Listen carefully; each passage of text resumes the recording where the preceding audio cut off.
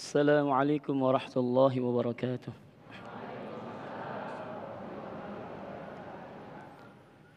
أعوذ بالله من الشيطان الرجيم.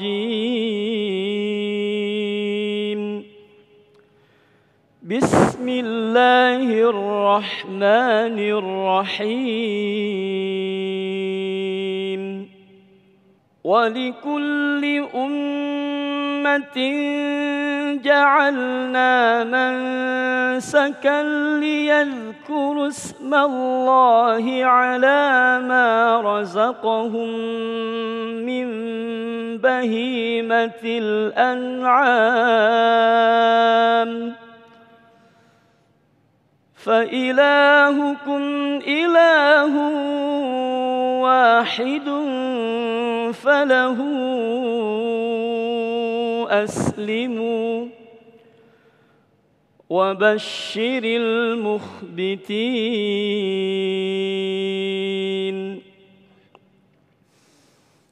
الذين إذا ذكر الله وجلت قلوبهم والصابرين على ما أصابهم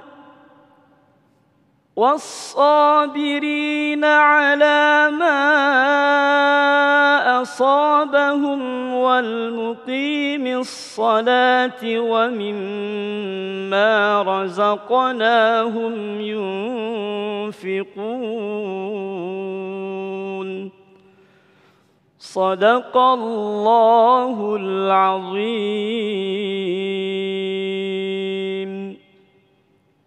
Assalamualaikum warahmatullahi wabarakatuh. Assalamualaikum warahmatullahi wabarakatuh. Alhamdulillahirabbil alamin.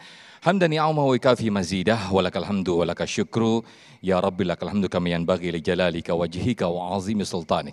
Asyhadu an la ilaha illallah wa asyhadu anna Muhammadan abduhu wa rasuluh. Allahumma salli ala sayyidina Muhammad wa ala ali sayyidina Muhammad. Segala puji bagi Allah pemirsa, kita kembali dikumpulkan dalam Majelis Ilmu Damai Indonesiaku. Pada kesempatan siang hari ini pemirsa, alhamdulillah kita diberi kesempatan untuk bisa kembali bersiaran di Masjid Darussalam Babelan Kabupaten Bekasi, Jawa Barat. Tema yang akan kita angkat pada kesempatan siang hari ini adalah tema yang sangat dekat dengan beberapa hari lagi kita akan merayakan atau melaksanakan ibadah Idul Kurban atau Idul Adha. Banyak sekali mungkin di antara kita yang bertanya-tanya, apakah berkurban menunggu kita harus mampu terlebih dahulu ataukah tidak ketika kita insya Allah akan membulatkan tekad kita untuk menjalankan sunnah atau perintah Allah Subhanahu wa taala, kita insya Allah akan dimudahkan oleh Allah Subhanahu wa taala. Itulah nanti akan kita bahas di kesempatan atau tema pada siang hari ini insya Allah. Alhamdulillah ustadz-ustadz kita, ada Ustadz Adi Purnama dan juga Ustadz Said Kutub sudah hadir di tengah-tengah kita, akan menghadirkan atau menjelaskan kepada kita semuanya. Di segmen satu ini Ustadz Adi Purnama akan memberikan tausiah atau muqaddimah, yaitu sejarah dan makna ibadah kurban. Inilah Damai Indonesiaku, selamat mengikuti. Alhamdulillah, uhayyikum bitahiyatil Islam, tahiyatan min indillah, mubarakatan thayyibah, tahiyata ahlil jannah, wa tahiyatuhas salam. Assalamualaikum warahmatullahi wabarakatuh.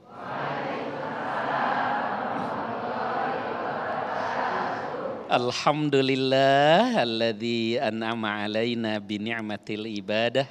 Asyhadu an la ilaha illallah wahdahu la syarikalah wa asyhadu anna Muhammadan abduhu wa rasuluh. Allahumma iftah lana qulubana wa alhimna rusydana wahdina ila siratikal mustaqim. Faqala ta'ala a'udzu billahi as-sami'il alim minasyaitonir rajim. Ya ayyuhalladzina amanu ittaqullaha haqqa tuqatih wa la tamutunna illa wa antum muslimun, amma ba'du. Bapak Ibu pemirsa TV One dan hadirin wal hadirat yang saya cintai, yang disayangi Allah Subhanahu wa taala. Dalam sejarahnya, kurban termasuk syariah Islam yang umurnya paling tua. Dia sudah diperintahkan sejak zaman Nabi Adam. Ketika Nabi Adam memerintahkan kurban kepada dua anaknya Kabil dan Habil. Idh qarraba kurbana. Lalu disempurnakan oleh Kanjeng Nabi Ibrahim. Ya, dan kita semua ingat bagaimana Nabi Ibrahim dulu perintah kurbannya luar biasa beratnya. Karena awalnya yang diperintahkan dikurbankan bukan sekedar diri dan harta, tapi bahkan yang paling dicintainya. Anak yang kelahirannya saja ditunggu berpuluh-puluh tahun. Walaupun kemudian setelah Nabi Ibrahim lulus dengan ujian itu, Allah menggantinya dengan kibas, seekor domba besar. Dan akhirnya di masa Kanjeng Nabi SAW disyariahkanlah kurban itu kepada kita. Maka Bapak Ibu, kurban jelas dalam sejarahnya syariat Islam yang umurnya sudah sangat lama dan kita tidak ada alasan untuk tidak kurban. Mengapa demikian? Sebab di samping harus menyeimbangkan kewajiban, di samping harus menyempurnakan kesolehan, kurban juga sejatinya ungkapan syukur atas nikmat yang Allah berikan kepada kita. Nabi SAW bersabda, "Man kana lahu sa'atun." Siapa yang diberikan keluasan rizki. Siapa yang diberikan keluasan rizki itu? Ya kita. Alhamdulillah. Bapak Ibu masih bisa bekerja di saat yang lain nganggur. Masih punya penghasilan di saat yang lain kesusahan. Masih punya income di saat yang lain kesulitan. Enggak usah kita mah pensiunan. Apalagi pensiunan. Pensiunan tuh orang disayang Allah, enggak kerja dapat gaji. Soal besar kecil itu soal sejauh mana rasa syukur kita. Maka kurban juga merupakan ungkapan syukur atas nikmat, atas keluasan rezeki yang Allah berikan kepada kita. Bukankah kita masih diberikan kesehatan? Di saat pandemi kemarin banyak di antara kita, saudara kita yang ternyata menjadi jalan akhir dari hidupnya. Kita alhamdulillah hari ini masih sehat. Ya, rezeki juga masih lancar insya Allah. Maka syukurilah dengan berkurban. Berikan kurban yang terbaik. Sebagaimana Kanjeng Nabi SAW kana yudahi bikabsyain akranain. Kanjeng Nabi SAW berkurban dengan 2 ekor kibas yang besar. Menunjukkan yang terbaik.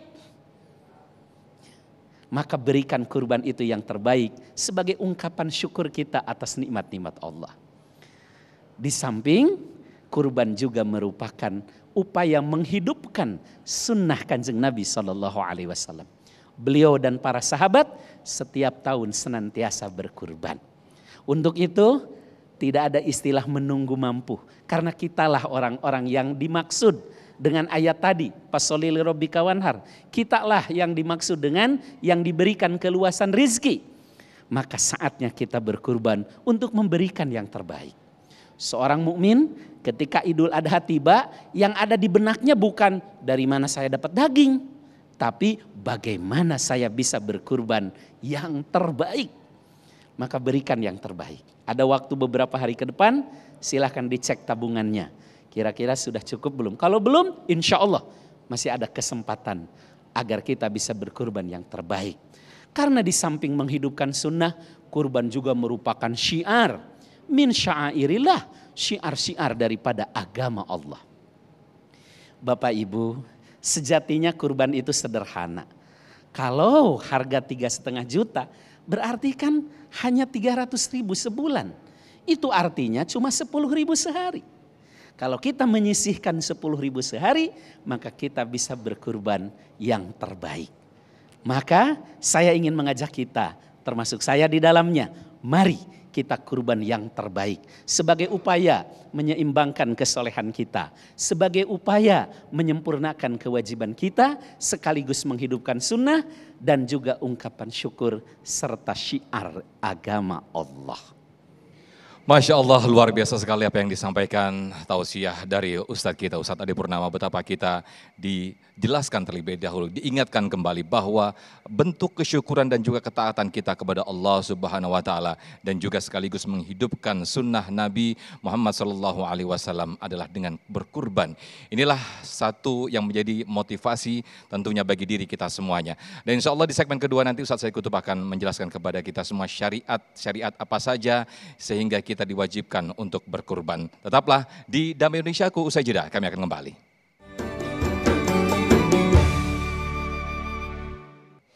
Baik pemirsa, Anda kembali di Damai Indonesiaku. Di segmen kedua ini insya Allah Ustadz Said Kutub akan menjelaskan kepada kita semuanya syariat berkurban bagi siapa atau syariat itu berlaku bagi siapa. Apakah kita diwajibkan ataukah kita sudah layak untuk berkurban itu sendiri. Ustadz Said Kutub akan menjelaskan kepada kita semuanya. Selamat mengikuti. Bismillahirrahmanirrahim. Assalamualaikum warahmatullahi wabarakatuh. Alhamdulillah Rabbil Alamin. Asyhadu an la ilaha illallah wahdahu la syarika lah. Wa asyhadu anna Muhammadan abduhu wa rasuluh. Allahumma salli wa sallim wa barik ala Sayyidina Muhammadin wa ala alihi wa ashabihi wa insya'allahu man tabi'ahu bi ihsanin ila yaumiddin. أما بعد فقال الله تعالى في القرآن الكريم أعوذ بالله من الشيطان الرجيم بسم الله الرحمن الرحيم يا أيها الذين آمنوا اتقوا الله ولتنظر نفس ما قدمت لغد واتقوا الله إن الله خبير بما تعملون وقال النبي صلى الله عليه وسلم اتق الله حيثما كنت وأتبع السيئة الحسنة تمحها وخالق الناس بخلق حسن Rawu Muslim, Rawal Bukhari. Sadaqallahul azim wa sadaqa rasuluhun nabiyul karim wa nahnu ala dhalika minasyahidin. Jamaah Masjid Darussalam yang dimuliakan oleh Allah Subhanahu wa taala dan juga guru kita yang mulia Al-Ustadz Ade Purnama mata'anallah fi tuli hayati, maupun peserta ataupun yang hadir maupun pemirsa di mana saja berada, mudah-mudahan diberkahi oleh Allah Subhanahu wa taala. Sebagaimana baginda Nabi Muhammad sallallahu alaihi wasallam mengingatkan kepada kita, ma min ayyamil amalus salihu fihinna habu ilaihi min hadhil ayyam, yakni ayyamal ashri. Qalu walal jihadu fi sabilillah, qala walal jihadu fi sabilillah illa rajulun kharaja bi nafsihi wa malihi wa lam yarji min dzalika bi syai'. Rawal Bukhari. Tidak ada hari yang paling dicintai oleh Allah Subhanahu wa taala, disukai oleh Allah kecuali 10 hari di bulan Dzulhijjah yang pertama.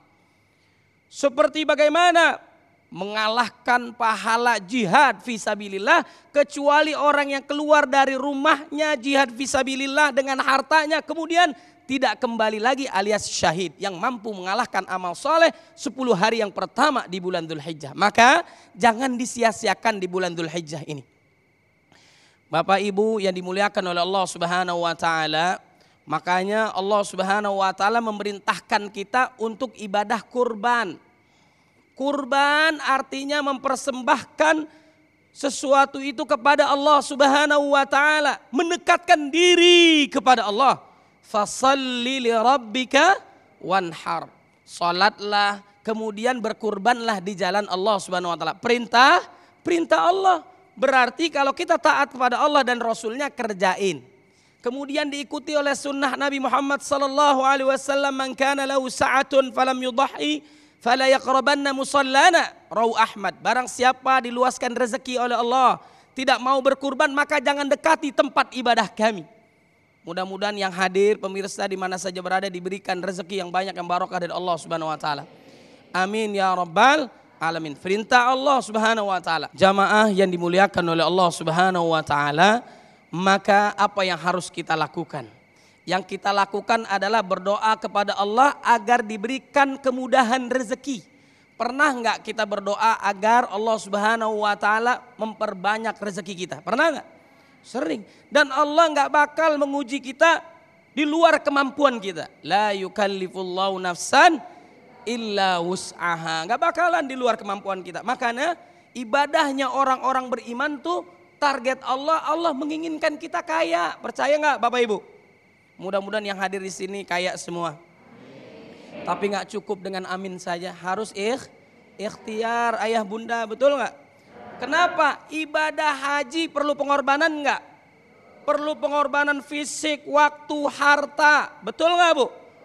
Makanya harus berjuang, berdoa kepada Allah Subhanahu wa taala. Bahkan kita mendengarkan kisah luar biasa orang yang ke Masjidil Haram, Masjid Nabawi, haji umroh, bukan orang yang kaya saja. Ada nggak orang yang biasa saja? Bahkan orang miskin ada nggak? Bahkan suami istri tukang beca dikumpulkan lama berpuluh-puluh tahun. Dia nabung dalam rangka menunaikan ibadah haji. Pengorbanannya luar biasa nggak? Luar biasa. Apalagi ibadah kurban. Perlu juga pengorbanan. Kumpulkan harta kita, rezeki kita, kita kumpulkan untuk siapa? Untuk Allah Subhanahu wa ta'ala. Jamaah yang dimuliakan oleh Allah Subhanahu wa ta'ala, Allah mengingatkan pula kepada kita, la yanalallaha luhumuha wala dima'uha walakin yanaluhu taqwa minkum. Yang Allah inginkan itu bukan daging-daging unta kalian, kemudian juga sapi kalian, darah-darah kurban kalian, tapi yang Allah inginkan adalah ketakwaan kita kepada Allah Subhanahu wa ta'ala. Harus kita korbankan harta kita yang sedikit-sedikit kita kumpulkan, lama-lama semakin hari semakin banyak. Allah melihat siapa yang berjuang, siapa yang sungguh-sungguh, pahalanya luar biasa Allah berikan kepada kita.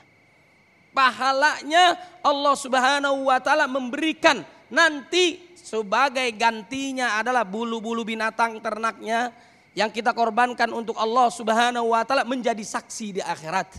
Dan bahwasanya bagi mereka yang taat kepada Allah, yang beriman kepada Allah, mengikuti sunnah Nabi Muhammad SAW, mereka lah yang mendapatkan kebahagiaan, kemenangan dunia akhirat. Wallahu a'lam. Masya Allah, suatu pelengkap yang sangat luar biasa sekali apa yang disampaikan Ustazina Ustaz Said Qutub, bahwa kita diberikan kemampuan untuk berusaha, untuk berdoa dan juga berusaha untuk mengumpulkan sehingga kita diberikan kemampuan untuk berkurban. Seperti tadi yang disampaikan oleh Ustadz kita, Ustadz Adi Purnama, kita telah mendengarkan bersama-sama tentang bagaimana sejarah berkurban dan juga syariat-syariat termasuk juga tuntunan kita untuk berkurban. Insya Allah di segmen ketiga dan juga keempat nanti kita akan bahasnya lebih dalam di sesi dialog bersama-sama yang akan dijawab oleh guru-guru kita nanti. Tetaplah di Damai Indonesiaku.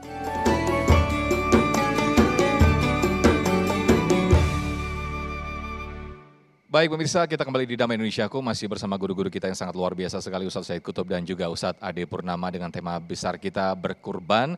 Apakah harus menunggu mampu dulu? Ini yang menjadi pertanyaan banyak para pemirsa, tentunya juga para jamaah yang hadir di sini. Kita akan bahas, kita akan buka sesi dialog, insya Allah akan dijawab oleh Ustadz Ade Purnama terlebih dahulu. Yang pertama saya persilakan Ibu Ratni. Silakan boleh berdiri dan juga boleh diturunkan maskernya biar suaranya lebih jelas. Silakan Ibu Ratni. Ya silakan. Assalamualaikum warahmatullahi wabarakatuh. Waalaikumsalam warahmatullahi wabarakatuh. Perkenalkan, nama saya Ibu Ratni dari Majelis Taklim Binal Ummah Darussalam. Yang ingin saya tanyakan Pak Ustadz, bolehkah kita berkorban dengan cara arisan setelah ada kesepakatan bersama dari mereka? Terima kasih. Wassalamualaikum warahmatullahi wabarakatuh. Waalaikumsalam warahmatullahi wabarakatuh. Tafadhal Ustaz Ade. Baik, terima kasih Ibu. Mudah-mudahan Allah menambah semangat beramal ya bagi Ibu dan kita semua ya. Jadi sesungguhnya yang dinilai oleh Allah itu kan kurbannya dan ketakwaannya ya. Sebagaimana ayat la yanalallaha luhumuha wala dima'uha walakin yanaluhut taqwa minkum. Kepada Allah itu tidak sampai darah dan dagingnya, yang sampai itu ketakwaannya. Adapun cara untuk bisa berkurban itu tentu menjadi amal soleh tersendiri. Nah, bagaimana dengan cara arisan? Arisan kan sebenarnya cuman cara untuk bisa mengumpulkan uang. Kalau dapat duluan ibarat minjem. Kalau dapat belakangan ibarat nabung. Kalau dapatnya tengah-tengah, setengahnya minjem, setengahnya nabung kan gitu. Jadi bolehkah dengan cara arisan asal komitmen, artinya jangan ada yang hianat, udah dapat terus nggak bayar gitu ya. Atau maaf, ada juga kan penipuan yang berkedok arisan. Kalau arisan yang memang serius, sungguh-sungguh, dan itu dilakukan agar bisa berkurban, Masya Allah itu amal soleh tersendiri dari sisi kesungguhannya dan upaya bisa kurbannya. Jadi kalau pertanyaannya bolehkah berkurban dengan cara arisan? Sangat boleh, bahkan punya pahala tersendiri dari sisi kesungguhannya, dari sisi upaya bisa kurbannya. Asal arisannya betul-betul sehat. Ya, artinya sesuai dengan komitmen, tidak ada unsur membohongi, tidak ada unsur menipu. Mudah-mudahan dengan begitu semakin banyak lagi yang bisa berkurban insya Allah. Termasuk ini juga dalam hal patungan atau urunan Ustadz ya. Sekarang juga banyak yang seperti itu Ustadz. Bagaimana Ustadz? Betul. Bahkan ada juga kemudian kurban menjadi sarana mendidik anak-anak kita. Ya kan, misalnya anak-anak kemudian patungan sekelas jadi dapat seekor. Kalaulah tidak menjadi kurban karena satu kambing itu hanya untuk satu orang, setidaknya mendidik anak kita untuk berkorban, untuk berbagi, mendidik kepedulian, empati, simpati, berbagi. Dan itu tentu menjadi amal soleh tersendiri. Masya Allah, ini kalau bisa kita komparisikan juga sama halnya dengan mendidik anak-anak untuk pelatihan puasa begitu Ustaz. Betul, Masya Allah. latihan puasa, latihan berkurban, latihan kepedulian. Ya, jadi kita itu tidak bisa ketika melihat satu hukum tuh saklek hanya sudut pandang fikih. Karena di situ ada sudut pandang tarbiyahnya, ada sudut pandang kesolehan sosialnya, ya, sudut pandang berbaginya, dan itu tentu ada nilai tersendiri. Wallahu a'lam bishawab. Baik, jazakumullah Ustadz Ade. Berikutnya saya ke Ibu Anis. Assalamualaikum warahmatullahi wabarakatuh. Waalaikumsalam warahmatullahi wabarakatuh. Nama saya Ibu Anis. Saya dari Majelis Taklim Mar'atus Sa'adah. Saya ingin bertanya Pak Ustadz, bagaimana hukumnya membeli daging hewan kurban? Itu saja. Wassalamualaikum warahmatullahi wabarakatuh. Waalaikumsalam warahmatullahi wabarakatuh. Silakan Ustadz saya kutub. Hukumnya bagaimana tadi Ibu Anis? Bagaimana hukumnya membeli daging hewan kurban? Oh, membeli daging hewan kurban. Artinya ini sudah berbentuk daging begitu ya Ibu ya? Bagaimana itu Ustadz saya kutub? Jadi ini pertama saya sampaikan bahwa hukum kita saat kita berkurban ini perintah Allah Subhanahu wa taala. Ini perintah fasholli li rabbika wanhar, berkurban itu mubah ya. Mudah-mudahan Allah berikan rezeki kepada kita. Kemudian yang kedua adalah dia bisa menjadi sunnah muakkad, sangat dianjurkan apalagi bagi mereka yang diberikan keluasan rezeki oleh Allah Subhanahu wa taala. Kemudian perintah yang berikutnya adalah yaitu wajib, bahkan dalam yang disampaikan oleh Imam Maliki, ya, Imam Syafi'i, kemudian Hambali, bahkan Hanafi, itu yang pada dasarnya adalah Hanafi itu mewajibkan bagi mereka yang sudah diberikan keluasan rezeki oleh Allah Subhanahu wa taala. Bahkan di antara ulama itu juga menyebutkan syaratnya kalau kita punya harta 60 juta itu atau 30 dinar, kalau dirupiahkan kira-kira 60 juta, itu berarti kita sanggup. Atau bahkan pokok kita sudah ada, kemudian kita berikan kita memberikan penyembelihan hewan kurban itu ada, cukup, itu berarti mempunyai sunnah muakkad atau bahkan wajib. Karena kita sudah sanggup buat diri kita, keluarga kita, tanggungan, gaji pokok dan sebagainya, kemudian baru kita berkurban di Allah Subhanahu wa taala. Kemudian bahkan juga ada orang yang berhutang. Nah, ada ulama menyampaikan gitu, berhutang boleh dalam rangka dia mau berkurban di Allah Subhanahu wa taala dan dia sanggup untuk mengganti hutang itu. Nah, mengganti hutang itu dia sanggup, nanti berarti dia bisa mengutang lebih dahulu. Kenapa? Pahalanya luar biasa. Mungkin gajinya setelah Dzulhijjah ya, atau mungkin berapa bulan ke depan, yang pada dasarnya intinya dia bisa ganti, maka dia boleh untuk menghutang. Kemudian kaitannya dengan daging kurban, ini memang ulama juga menjelaskan kepada kita, satu sunnahnya itu yang menyembelih adalah kita sendiri, khususnya laki-laki ya, keluarga. Tapi kalaupun nggak bisa nggak ada masalah, sunnah ya dianjurkan. Karena Nabi Muhammad SAW menyembelih sendiri. Kemudian diberikan kepada mantunya dan seterusnya ya. Kemudian yang selanjutnya adalah apa? Ini satu buat dirinya, kemudian buat keluarganya, kemudian juga bagi orang yang membutuhkan, fakir miskin. Bahkan bukan hanya orang beriman, di luar orang yang tidak beriman pun diberikan. Karena di situ adalah adanya saling memberikan kebahagiaan di hari Idul Adha.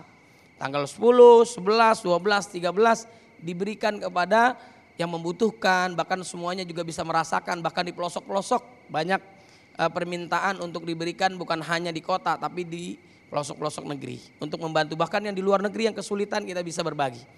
Kemudian bagaimana hukumnya kita menjual daging kurban? Karena memang kita sudah mendapatkan keberkahan dari Allah Subhanahu wa taala, upayakan untuk kita menikmati karena sudah diberikan, ya, namanya kita berikan, kita tidak memperjualbelikan lagi karena supaya mendapatkan keberkahan dari Allah Subhanahu wa taala, mendapatkan nikmatnya pada saat hari-hari di hari Idul Adha. Jadi sebaiknya lebih utama kita mendapatkan, kan ini jarang. Apalagi nauzubillah min zalik, bahkan orang-orang yang kaya misalnya ngaku-ngaku sebagai mustahik. Ada nggak tuh? Kira-kira dia orang-orang yang berhak menerima zakat padahal dia kaya gitu. Nah, ini kan nggak boleh, berarti orang yang membutuhkan. Begitu juga pada saat kita mendapatkan daging kurban, upayakan dinikmati oleh yang menyembelih, kemudian juga keluarganya, orang-orang yang miskin. Nah, kita supaya bisa mendapatkan, merasakan nikmatnya daging kurban. Wallahu a'lam.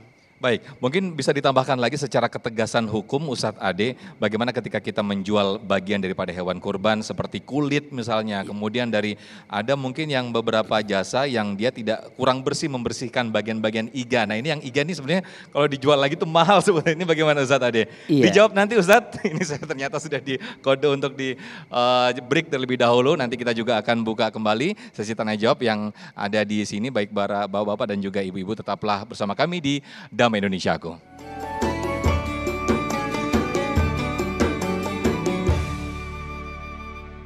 Baik pemirsa, kita kembali di Damai Indonesiaku, masih dengan tema besar kita berkurban, apakah harus menunggu mampu terlebih dahulu. Tapi Ustadz Ade monggo dijawab terlebih dahulu pertanyaan saya tadi Ustadz. Fadhal Ustadz. Baik, jadi mengenai hukum membeli, tadi Ustadz Said Qutub sudah menambahkan larangan hukum menjualnya. Otomatis ya, Ali bin Abi Thalib dalam sebuah hadisnya menyampaikan bahwa jangankan ya menjual atau membeli daging kurban itu, bahkan yang berkaitannya saja dalam hadis itu pelanaknya ya, kalau onta kan ada pelanaknya itu, kemudian dan itunya saja sudah dilarang. Nah jadi kalau ada larangan menjual, otomatis membelinya juga tidak boleh. Nah kalau ada kejadian orang sampai harus membeli karena ingin daging kurban, berarti yang salah panitia. Ya, iya, yang salah panitia, orang sampai harus membeli untuk mendapatkan kurban. Ini panitia yang harus direvisi ya. Oleh karena itulah kenapa dalam Ali bin Abi Thalib juga mengatakan nahnu nu'ti min indina. Kami memberikan dana lain kepada panitia kurban itu. Jadi kalau Bapak Ibu menyerahkan kurban itu harus juga ada dana operasionalnya. Misalnya menyerahkan kambing, ongkos operasionalnya misalnya 200.000. Kalau sapi biasanya sudah include ya.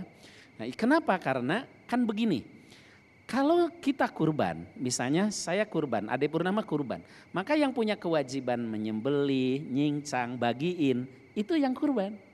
Ketika kita menyuruh orang ke panitia, kan itu namanya ngerjain orang. Maka jelas harus ada jasanya. Maka insya Allah kalau begitu tidak akan ada kejadian panitia diam-diam ngejual gitu. Atau diam-diam ngumpetin. Ya sambil ngurus diam-diam ngumpetin. Ya. Tidak akan insya Allah. Atau dapat 5 kilo gitu. Oh iya. Kadang-kadang ada juga yang kong-kalingkong sama anaknya. Ini anak ganggu aja nih. Katanya. Ternyata anaknya. Gitu. Kalingkong iya. Nah jadi insya Allah ya maka jelas tidak boleh membeli, dan kalau ada sampai harus membeli yang salah adalah panitia. Jadi termasuk kulit, termasuk kepala itu harus terbagikan. Tapi dalam teknis sering kejadian kalau kulit kan susah dibagiin kulit, banyak yang nggak mau. Lalu akhirnya diuangkan misalnya, itu tidak masalah, yang penting terbagikan. Terbagikan sehingga tidak ada yang mubadir di satu sisi, tapi juga jamaah dalam artian kaum muslimin jangan sampai untuk mendapatkan sampai harus membeli. Ya. Jadi larangan menjual, larangan membeli. Wallahu a'lam bishawab. Baik, syukran katsir Ustadz Ade Purnama. Berikutnya saya ke Ibu Eli, silakan Ibu Eli. Baik. Ustadz Said Qutub nanti akan menjawabnya. Ustadz. Assalamualaikum warahmatullahi wabarakatuh. Perkenalkan, nama saya Ibu Elis Tiawati dari Majelis Taklim Binaul Ummah Darussalam. Yang ingin saya tanyakan Pak Ustadz, apakah hukumnya jika kita membelikan hewan kurban untuk orang tua kita yang sudah tiada atau yang sudah meninggal? Terima kasih. Wassalamualaikum warahmatullahi wabarakatuh. Waalaikumsalam. Atas nama yang dimaksudkan tadi ya Bu Eli ya. Silakan Ustaz. Masya Allah, tabarakallah, mudah-mudahan dimudahkan oleh Allah Subhanahu Wa Taala. Jadi kaitan yang awal juga pembahasan kita, kita bagaimana menunggu mampu dulu atau tidak. Kalau kita nunggu mampu, kita nggak akan mampu-mampu. Jangan dibilang orang haji semuanya orang kaya. Jangan dibilang orang haji semuanya orang sehat. Betul nggak ayah bunda? Ya kan? Saya kaya raya ibu-ibu misalnya. Kenapa nggak haji? Karena belum ada panggilan. Siapa yang belum manggil? Malaikat Israel. Ya. Nauzubillah min zalik. Jangan bilang orang-orang yang haji itu susah, sulit. Kemudian juga usianya juga tua, tapi terus berangkat, berjuang di Allah Subhanahu wa taala fisabilillah. Akhirnya dimudahkan oleh Allah. Caranya bagaimana? Selain doa ikhtiar, itu yang harus kita lakukan adalah mendekatkan diri kepada Allah. Nanti Allah mudahkan. Begitu pula juga dengan berkurban. Jangan nunggu kapan mampu. Nggak akan mampu-mampu. Kita bisa nabung nggak? Bapak-bapak mohon izin, ada nggak sesuatu yang dikeluarkan yang nggak berguna? Ada nggak? Ada nggak? Ada kadang-kadang. Misalnya saya nggak perlu lah. Yang dilarang, yang makruh, yang apalagi nauzubillah yang haram, ya kan? Kita pindahkan, kita hijrah ke tempat yang lebih baik lagi. Kita tabungin uang kita. Lama-lama banyak. Sekarang kambing berapa kira-kira? 3,5 juta, satu sapi juga 4 juta, ya satu jiwanya. Kemudian kita bisa menambahkan bahkan yang terbaik. Itu harus kita usahakan.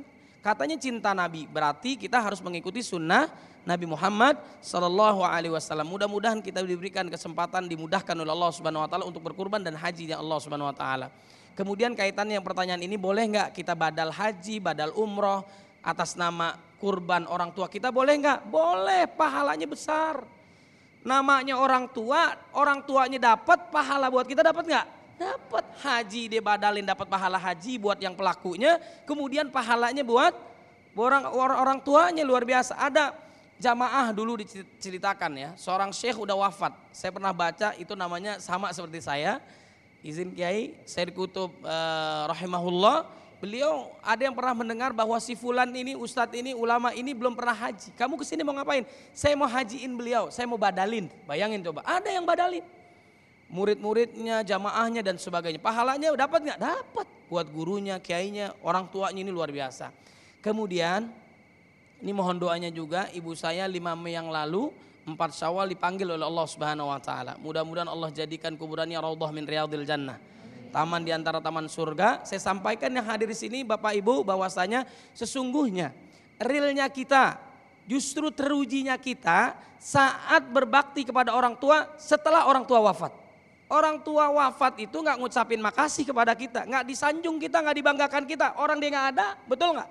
Tapi dia mendapatkannya langsung, mendapatkan kenikmatan di alam kubur, di akhirat sana insya Allah. Dia mendapatkan kebahagiaan, limpahan rahmat, ampunan dosa. Lantaran apa? Istighfarnya anak, sodakohnya anak, badalnya anak. Mudah-mudahan diberkahi oleh Allah Subhanahu wa Ta'ala. Makanya ayah bunda boleh nggak badal? Boleh nggak atas nama orang tua? Boleh. Ayah ibu mau namain anaknya, orang tuanya, itu luar biasa. Udah pasti kita dapat pahala. Apalagi kita berikan kepada orang tua kita. Wallahu a'lam. Masya Allah, luar biasa sekali. Berikutnya saya ke Bapak Subarkah yang insya Allah nanti akan dijawab oleh Ustadz Ade Purnama. Silakan Pak Subarkah. Assalamualaikum warahmatullahi wabarakatuh. Perkenalkan, nama saya Subarkah. Saya dari Jamaah Masjid Darussalam. Berkorban apakah harus menunggu mampu dulu sesuai tema yang dari awal. Yang akan saya tanyakan, apakah hubungannya antara berkurban dengan akikah? Terima kasih. Wassalamualaikum warahmatullahi wabarakatuh. Waalaikumsalam. Langsung saja Ustaz, silakan. Iya, akikah itu adalah adzabihatul lati, sembelihan yang kaitannya dengan kelahiran anak. Kan begini Bapak Ibu, Islam itu mengajarkan kalau kita mendapatkan kebahagiaan, maka kebahagiaan itu harus ditunjukkan dan berbagi. Wa amma bi ni'mati rabbika fahaddis. Nikmat Allah yang Allah berikan kepadamu, kamu berbagi cerita. Jadi kalau dalam Islam itu kebahagiaan, keuntungan, kesuksesan, kegembiraan, berbagi cerita. Kalau kesusah, masalah, utang, telan dah sendiri. Kita suka kebalik. Giliran susah, punya masalah, punya utang, ceritain. Giliran seneng, diem-diem dah. Itu kata orang Priuk, jaga sembung naik ojek. Kagak nyambung Jack dengan Quran. Kalau dalam Quran yang harus berbagi cerita itu kebahagiaan. Itulah makanya setiap momentum kita diberikan sesuatu ada perintah berbagi. Contoh, ketika kita menikah atau menikahkan anak kita, menikahkan. Siapa yang tidak bahagia punya menantu? Apa kata Kanjeng Nabi? Aulim walau bisyatin, walimahlah walau cuma seekor kambing. Kalau punya anak, diperintahkan akekah, kambing lagi. Kambing itu bahasa Arabnya syat. Datang ke sini jadi syate dan shoto. Kalau di Makassar, coto. Kalau orang Jawa Barat, hewan secara umum disebut sato. Ya kan? Ketika kita naik haji ada walimah syafar. Anak kita dikhitan, kita juga tasyakuran. Ya, anak kita jadi sarjana dan segala macam. Kita berbagi ceritanya. Akekah adalah ungkapan tahdis bin nikmah. Berbagi cerita atas nikmat Allah, berkat kelahiran anak atau cucu dengan cara berbagi. Bentuk berbaginya oleh Kanjeng Nabi diberikan contoh. Kalau anaknya laki-laki 2 ekor dong berbagi kebahagiaannya. Kalau anak perempuan 1 ekor. Ayah, jadi anil gulami syatani mukafiatan wa anil jariyah syatun. Kalau anak laki-laki 2 ekor, kalau anak perempuan cukup 1 ekor. Sedangkan kurban perintah yang kaitannya dengan Idul Adha sebagai ungkapan tadi rasa syukur sekaligus menyempurnakan kesolehan sekaligus menyempurnakan kewajiban pribadi dan kewajiban atas harta. Jadi akekah dengan kurban masing-masing ada tuntunan syariahnya, tidak harus dibenturkan. Kan suka ada yang nanya, Ustadz saya mau kurban tapi belum akekah dulu. Apakah harus akekah dulu atau kurban dulu? Ya jelas kurban kalau hari ini. Karena akekah itu sejatinya adalah kewajiban orang tua. Cuman boleh jadi orang tua dulu belum mampu segala macam. Boleh saja andaikan sekarang mau akekah. Tapi jangan di saat kurban dong. Di saat yang lain supaya sering makan dagingnya. Masya Allah, luar biasa sekali. Alhamdulillah penjelasan yang sangat indah sekali dari guru-guru kita. Ustadz Said Kutub, terima kasih Ustadz, dan juga Ustadz Adi Purnama, jazakumullah khairal jaza.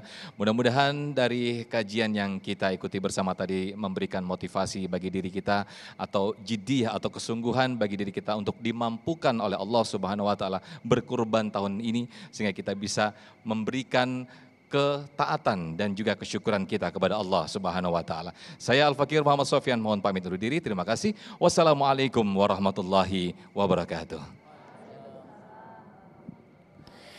Alhamdulillahi Rabbil Alamin. Hamdan na'imin, hamdan syakirin. Hamdan yuwafi ni'amahu wa yukafi'u mazidah. Ya Rabbana lakal hamdu wa lakal syukru. Kama yanbaghi li jalali wajhikal karim wa adimi sultanik. Allahumma ij'alna muqiminas shalah, Allahumma ij'alna mu'tinaz zakah, Allahumma ij'alna minal muttaqin, Allahumma ij'alna mu'minina haqqan, Allahumma ij'alna minasy syakirin, Allahumma ij'alna minas sabirin, Allahumma ij'alna minat tawabin, waj'alna minal mutatahhirin, waj'alna min ibadikas sholihin. Ya Rob, berikan kemampuan kepada kami untuk menyempurnakan kewajiban diri dan harta kami. Ya Rob, berikan kemampuan kepada kami untuk menyeimbangkan kesolehan kami, kesolehan pribadi dan sosial. Ya Rob, jadikan kami orang-orang yang pandai mensyukuri nikmat-Mu dengan bisa berkurban yang terbaik. Ya Rob, jadikan kami orang-orang yang menghidupkan sunnah Nabi-Mu dan mengangkat syiar agama-Mu. Allahumma aslih lana dinana alladhi huwa ismatu amrina. Ya Rob, luruskan pemahaman agama kami, panduan hidup kami. Wa aslih lana dunyana allati fiha ma'asyuna. Sejahterakan dunia kami, tempat kami menapaki kehidupan. Wa aslih lana akhiratana allati ilaiha ma'aduna. Sukseskan akhirat kami, tempat kami kembali. Waj'alil hayata ziyadatan lana fi kulli khair. Jadikan kehidupan adalah tambahan segala kebaikan bagi kami dalam umur yang barokah. Waj'al waj'alil mauta rahatan lana min kulli syarr. Rabbana atina fid dunya hasanah wa fil akhirati hasanah wa qina adzabannar. Subhana rabbika rabbil izzati amma yasifun. Wassalamun alal mursalin walhamdulillahi rabbil alamin.